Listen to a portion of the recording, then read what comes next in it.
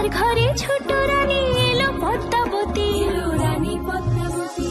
রাজার আরো 6টি রানীর ছিল না সন্তান, পদ্মাবতীর কোলালোতে মিলল সমাধান। বছর যেতে জন্ম নিল 7 ছেলে 1 মেয়ে, হয় খুশির আকাশ হঠাৎ কালো মেঘে গেল ছেয়ে। হিংসেতে যায় জ্বলে পুড়ে বাকি 6টি রানী, যুক্তি করে ঘটায় ওরা 7 কুমারের হানি। সুযোগ মতো 7 ছেলেকে মাটিতে দেয় পুঁতে, বাঁচে একা পারুল, ওরা পায় না তাকে ছুতে।